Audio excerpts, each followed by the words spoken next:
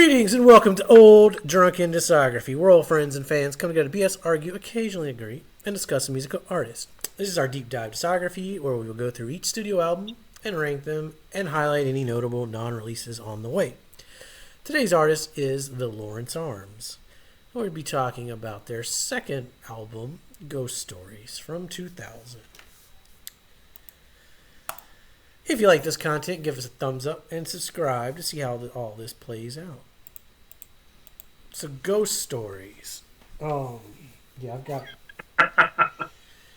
Yeah, I don't get no introduction. Fuck y'all. Yeah, this is a great record. Joe, you want to go first? Sure. So Ghost Stories is the album I have probably listened to the least. Besides, no, that's true. That's probably it right there. For some reason, this album, and I just kind of skipped over it. I don't understand how or why or what they came about. So I didn't listen to a lot of it. Even counting a guided tour? Correct. I listened to a guided tour way more than I listened to this. Huh. And I don't know why. I don't know if I didn't have the, CD back then or, what happened. But I didn't listen to, now, as I've, aged and listened to Lawrence Arms as much as I have, I've listened to it more. But I would say this is probably still one of the least listened to with it. I was listening to the podcast that I shared with Jason called The Road to Skeleton Coast that came out before their last album. And unfortunately did not get to listen to everything, all the albums. But I started listening to a little bit about Ghost Stories and found it very interesting. I think that if you're a Lawrence Arms fan, definitely check out that podcast. It's fun to listen to Brendan talk about, how Chris is his favorite songwriter and, the silly things they did, which I'll go into a couple of them as we're going through. Unfortunately, did not have time to finish the album, so my tidbits, or that podcast, my tidbits aren't as much as I'd like them to be, but some fun stuff. There's a lot to that podcast, but it's well worth it, especially if you're a fan. Even if you're not, a fan, it's highly entertaining. His Little Richard story is fucking hilarious. Everybody's Little Richard story is hilarious. I want a Little Richard story. Apparently, and I could be wrong, Jason, you have the vinyl there with you. He said there's a picture of him kissing Skiba somewhere on one of these. Really? Yeah. Everybody brings up, and I was like, I don't remember seeing that at all. I don't know. But we'll have to get Brandon on the show, and he's going to point it out. Yeah. They also said that all three of them were never together for a photo. So they had somebody stand in for Neil at one point, like turned around. And I was like, oh, that's cool. Oh, all right. But yeah, they like doing a lot of goofing off things. And I don't know. Do y'all want to run through? Do you want me to run through my line by line here? Oh, you can go line by line. Yeah, go for it. You did the work. Now you get to reap the rewards. That's right. So this came out in 2000. So as in good the Lawrence Arms fashion, we're putting out albums pretty quickly.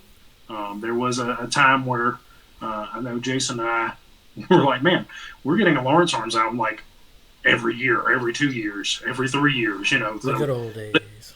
Yeah. So we had 99 and 2000. Starts with 16 hours, and one of the funny things from that podcast were they didn't have an opening track for this album.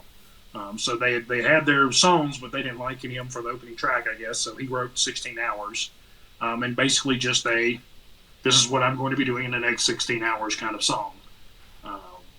And they were talking about goofing around with how funny it would be to have that 1, 2, 3, 4, 5, 6, 7, 8 go into nothing, like silence for a moment. And they thought it was hilarious, so that's what they did for the end of this song.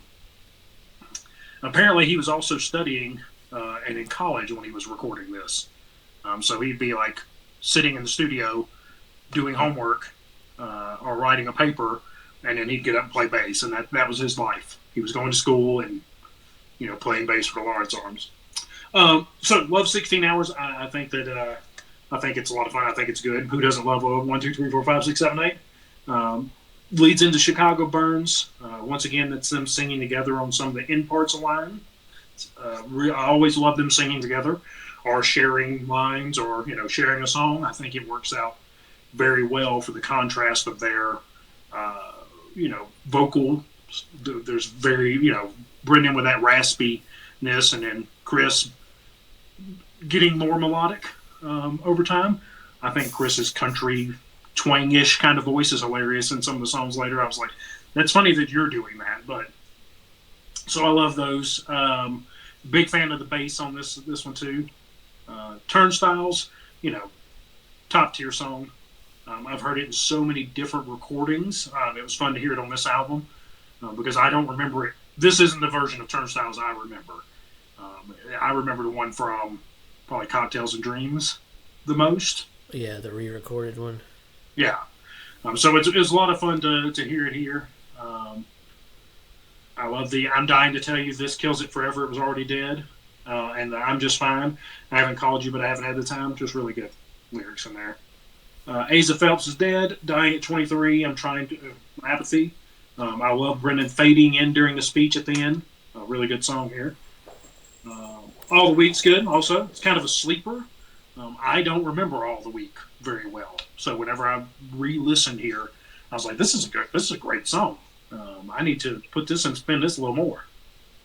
Old Timers 2x4 once again. It's a song that I know from Cocktails more than I know it from here. Amazing song. I love the start of it. The kind of slow into a breakdown. Let's see here. Here Comes the Neighborhood. That's another great song. Light Breathing. Me and Martha Plimpton in a fancy elevator. So one of the things about the Lawrence Arms and Brendan, I would say that's probably more Brendan than anybody else. I could be wrong. This is just me kind of guessing with it, though. His titles of his songs, like for the Lawrence Arms, are in a lesser extent, but like the Falcon, where things had two names, two titles for a long time. I love that. Well, Light Breathing's a Chris song, though. Yes. But just with the naming of the songs, as far as their kind of lengthy, here's some parentheses. We're going to add another little title to it. They'll do that more, but I love typo negative, but yeah, they got some long ones. Does typo negative have long songs? Oh my God! If you put a gun to my head and said, name a typo negative song, I'd die. I'd just be dead. Unsuccessfully coping with the natural beauty of infidelity. That's one of them. Be dead. Just dead right there on the scene. Yep. So I love how they sing, and it felt so strange because I didn't know what to say. And then she smiled and turned away. They do it again later in that song also, but I really enjoy them singing together. I wrote a bunch of lines that I'm not going to read them all for you, but I really like that song. I think it's great. Ghost Stories. I love Chris's voice in this one. The strain versus when he sings like music to my ears is a good contrast. 106 South. So 106 South is a Neil song. Neil's the man. Shout out yeah. Neil. And the funny part of this is when re-listening, I was like, who in the hell is singing this? And some of my notes say, Neil coming in with the sweet pipes. So there was a time I was walking, I saw the Lawrence Arms in Birmingham and ended up hanging out with Brendan for a moment. We shot the shit about the weather for some reason. And then Chris, Neil, and a couple other guys were there, and they were looking for something to eat. And I just happened to be early to it. So I led them to a Chinese restaurant. I was like, hey, I went and had Chinese earlier. It's close by. Let's walk. And we were walking and chatting for a little bit. And I don't know what came up, but for some reason, they started talking about Neil having the sweet pipes. And so I've always remembered that. And then I heard this song, and I was like, Neil with the sweet pipes, look at you. I believe that's the show that the very next day you saw them, Jason. Yeah, we hung out with them like states away at a different show the same week. Which I'll tell that story when we get to Calcutta. A lot of fun. The show I saw them at was it was like one room. I don't know, maybe it was a church at some time, but I saw them and the Loved Ones together. Great show. It was amazing, but it was a really weird place to see them. We saw them. They were opening for this time. They were opening for NoFX, And Kim, my wife, asked Brendan, like, well, what's it like open for no effects? And he's like, we just get up there and we play as loud as we can, as fast as we can, and we get the fuck off. Because it's no effects. And we'll, as we keep going, we'll tell more stories. But I've seen the Lawrence Arm a lot. Jason and I've seen them together a lot. We've hung out with them multiple times. Like, yeah, they're good guys, dude. The last one, I love the long instrumental here. And then the hidden tracks, once again, that's another thing where I remember them more for Cocktail and Dreams. I didn't realize Purple Haze was the name of that song. Faintly Fallen Ashes? I thought it was Faintly Falling Ashes. But it's the same song. Yeah, they call it Purple Haze here for some fucking reason. Is it not the different song? No. I'll be damned. According to the internet machine, they changed the title on later pressings. Okay. But yeah, Purple Haze is I was like, what is this? Isn't this Faintly Falling Ashes? I've got a question mark, and I thought I heard something different there. I'll be damned. I love all three hidden songs. I think they're hoot. The Old Mexico Way, at the end, the Call the Ambulance cracks me up every time. Call an ambulance! So yeah, Ghost Stories, great album.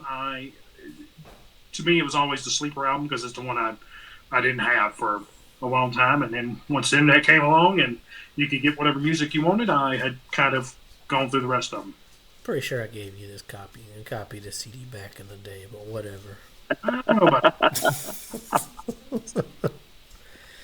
All right, so Ghost Stories.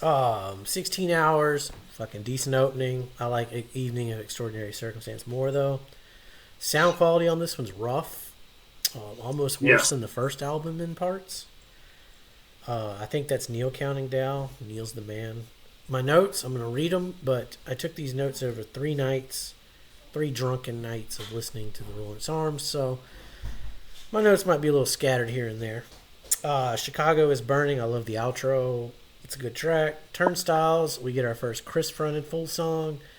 And boy, is it a good one. They spoiled me with Cocktails and Dreams because they re-recorded this one in the Old Timers. And they sounded so damn good. They need to this is another one. Like, they need to re-record this entire record. Chris's vocals will get much better, but the Lawrence Arms lyrics are in full effect here. Asa Phillips is dead. I'm a huge Simpsons fan, still watching to this day, so an obscure Simpsons reference is not wasted on me. Definitely a top song from Ghost Stories. I love the bass on that intro. I do not like the vocals though, recording wise. Still no idea what that spoken word section is, but the start and stops are cool. All the Wheat, really like the second Chris song. The line, "This is the virus, sitting in silence, has lived rent free in my head for 20 years. The Old Timers, Cats in the Cradle, got nothing on the Old Timers 2x4. This ain't your Green Day father to a son song here. The lyrics, I thought this would be easier for me. Another forced smile on vacation. Another disappointed paves itself into a two-way street. And I see you inside myself. I want to climb out of my skin. I see you in myself every day. And once again, so here's to you." Jason, I'm going to pop in real quick. Yeah, go ahead. That line you just said, I thought this would be easier for me as the Cocktails and Dreams recording of it, how the music goes. I loved, and not hearing it here, I was like, "Ooh, this is weird." Yeah. They definitely improved these songs, re-recording them. Here Comes the Neighborhood, another song about Chicago and class war that resonates everywhere. Light Breathing, you got an obscure Simpsons reference, and now a shout out to Martha Plimpton. Love me some Martha. It's based on a true story as well. Chris was in an elevator, couldn't get up the nerve to talk to her. This is 1000% an example of later Larry Arms. They take something as simple as being buzzed in an elevator with an actress and turn it into this beautifully poetic story that has tones of anxiety, self-doubt, and social awkwardness. It's so damn good. Get used to a lot of lyric quotes in this discography review. I'm sure Joe is going to have just as many. But I just wanted to leave this one with the lines, and I wanted to say that I really loved her films. I wanted to make her laugh and smile, but I stood still. I managed to mutter hello, her eyes shining in the fancy elevator lights. I stood awkwardly, hands fluttering. The doors parted, and she said goodnight to me, and her voice was like a song that wouldn't leave my head. And I'm just going to, I just fucking read the rest of the song. Great fucking track. Ghost Stories, title track is decent. It's precursor of what's coming on the next record. 106 South, the man, the myth, the legend. Old Hennessy wrote and sings this one. This man needs to give us some more songs. Some of my favorite lyrics and vocal delivery on this album that, again, live rent-free. The watching Simpsons, afraid to call you. I know I fucked up. I know I owe you 700. Please don't hate me. I'll get a job. Good shit. Minute. It's a minute long. It's great. I think the Lawrence Arms played a big part in of my quitting smoking cigarettes. Their smoker pains were like the same. Like I just felt when they talked about cigarettes and lungs and the last one, beautiful closing track. The vocals were recorded kind of weird though. Love Old Mexico Way, Faintly Falling. And hopefully you guys stuck around for Heaven Help Me. Good stuff. Yeah, this is This the clunker, Tim? He said there's No. a clunker coming. No, this is not it. So I went into this album seeing if the, hashtag first album bias was going to ring true. And then I heard Turnstiles, and I went, oh, okay, now they're writing songs, too. And,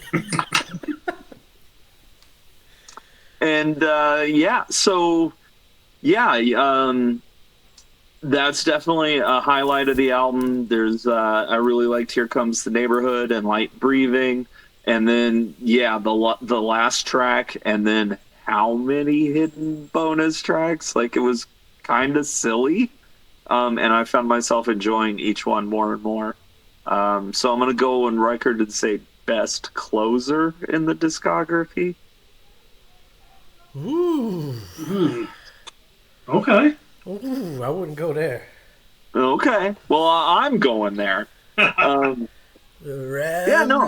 a really another solid album. Everything that they established on the first album, I thought they built upon.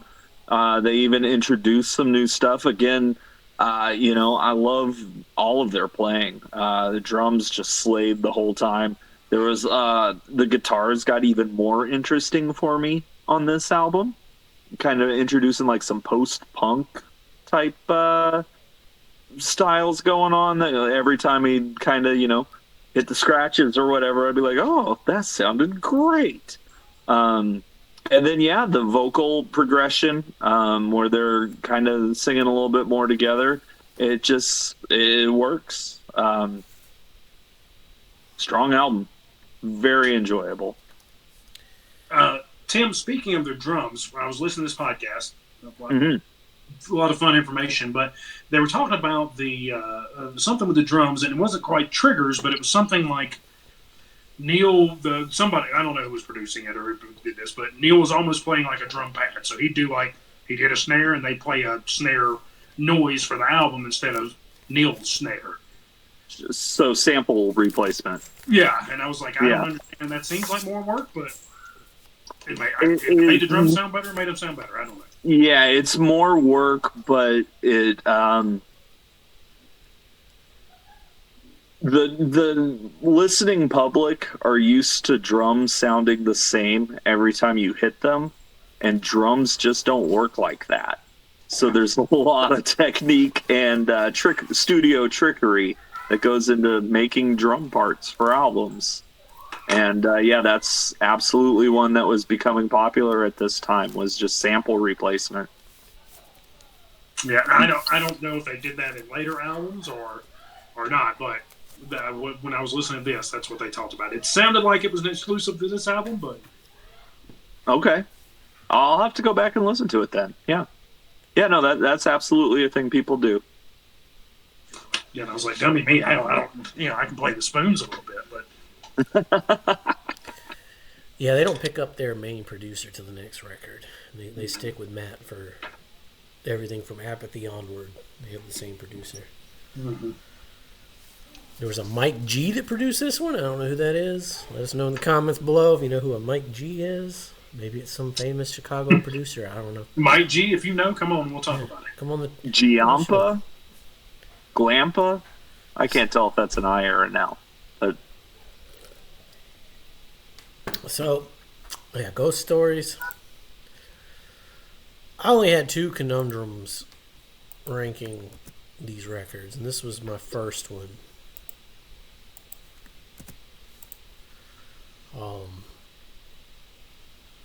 I like the songs on the first album more, I think. But I do think they got better on this record overall. So I'm going to put it at number 1.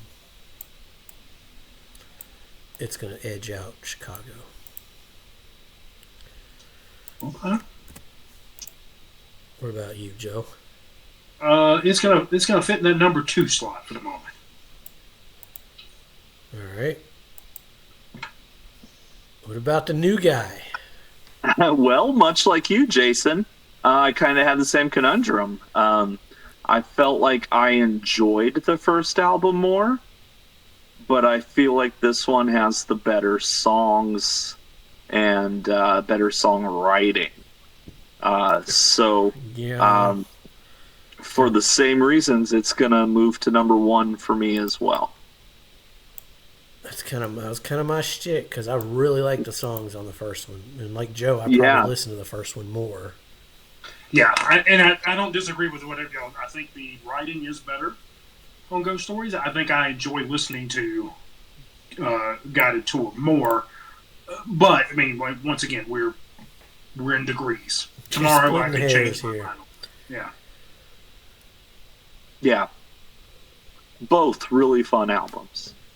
And so, yeah, throw one at the wall, whichever one you like more. But they're both equally good. Like, pretty good discography going so far. Oh, we ain't even got to the Fat Wreck years yet. It's coming. Yes, it is. Stick around for that. Same odd time, same odd channel. Is that our new catchphrase? Come on. Yeah, it might be. We need that, yeah. It might be. Joe, record that. Record us a little video of you doing that, and we'll play it every video. All right. Do the Batusi while you're doing it. Oh, I was told we're supposed to say Pokemon with guns. Pow World. Pokemon with guns for the algorithm, so we'll see if it works. Whatever. That's what's triggering. Oh my goodness, that's interesting. Okay.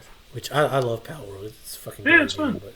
We're also supposed to say Taylor Swift Super Bowl, right?